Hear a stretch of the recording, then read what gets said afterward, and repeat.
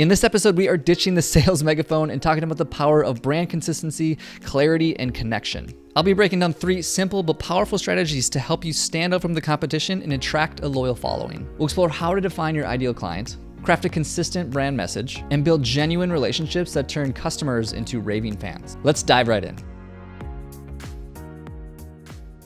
All right, step number 1 is clarity, and this is by far the most common mistake I see with health brands is they're trying to be everything to everyone, and it's leaving their customers confused on what you truly offer. So I just recently attended HCIC, which stands for Healthcare Internet Conference, and it was targeted towards marketers in the healthcare industry, but not only just marketers in the healthcare industry, but large healthcare companies and hospitals. So you're thinking like very enterprise, large-scale businesses, and that's the people that they were ultimately targeting. So all the conference keynotes and all the people that were attending it were more or less people in very large companies or large corporations, which is very different than a small clinic or a single clinician practice. And what was cool about this conference is that they understood the unique challenges of somebody in a large hospital system or a large enterprise type business. And so therefore they could provide a better solution to the problem. But really what made it so great is that they were very clear on who it was for and ultimately who it was not for. And it's this sort of clarity that really makes an event or ultimately a business stand out, and you can do the same thing in your own business. Here's how. Create a detailed ideal profile,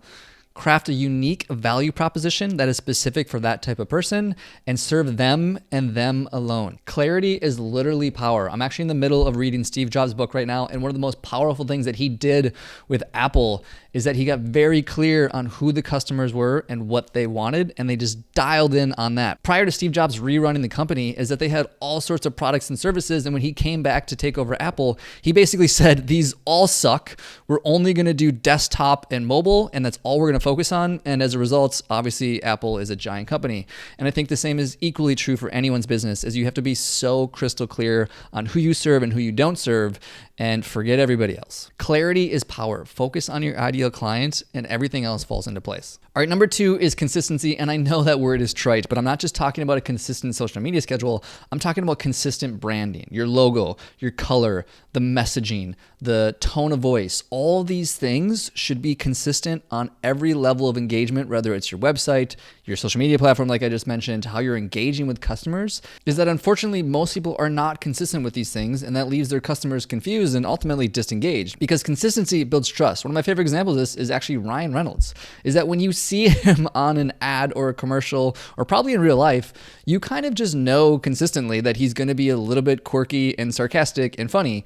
And that consistency, like I said, builds trust. It makes people want to work with you more. And as crazy as this analogy sounds, actually running taught me a lot about this. Yes, obviously you need to consistently run to get better at it, but something I didn't realize is that it's not just as simple as just consistently running. I was actually been running for a couple of years now, and my pace speed and my time wasn't really improving. Yeah, I was getting more comfortable and figuring out the art of being able to run. But what changed things for me is when I got consistent with the training program and stuck to that, as opposed to just throwing things into the wind.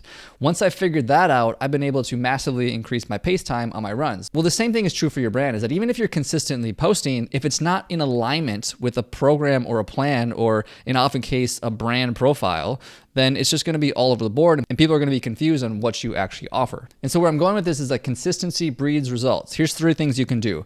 Develop a clear and consistent tone of voice, whether that's funny or friendly or serious or thought-provoking, whatever it is. Number 2 is to create a visual style guide and use it rigorously. So that is the colors, that is the logo, that is the layout, that is even like the template of an email or the format of a podcast episode or the layout of a social media post, is just really rigorously stay within those guidelines. And the third one is to really strive for consistency across all touch points. From the very first engagement, whether it's an advertisement or a social media post, to ultimately working with you, and then even when they're offboarding. Inconsistent branding creates confused customers, but consistent branding creates conversions. All right, number 3 is connection. And I want to remind you that customers are not transactions, they are people. So stop filling appointments and start building relationships. So one of the things I love to do is to go to the farmer's market, partly because I like to barter with the people at the farmer's market. It's like one of the only places you can go and actually have a conversation with the people selling the products. You couldn't do that at a Whole Foods, and you definitely can't do that on Amazon. So I love going to the farmer's market to just negotiate. prices with the farmers. But the other reason I love going there is because of the connection, the relationships. There's actually a local farm here called Peeler's Farm, and I've been going to their booth more consistently at the farmers market because, well, one,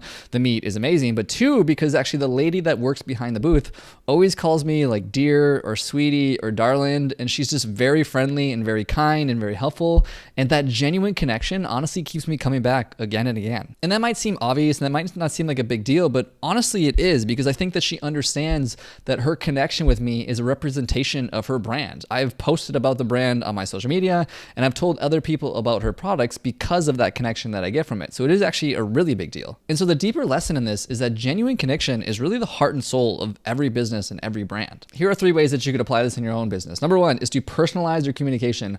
One of my favorite things is, like, even when I'm reaching out to big brands, if I can text or message them on social media and I get a response from it, from somebody that feels like a human and not a robot, that goes a long ways in my desire to continue to connect with this brand. Number 2 is to build relationships beyond the appointment. This could be events that you set up at your clinic, or this could be online Zoom calls that you schedule where you just connect with other people that's a part of your community.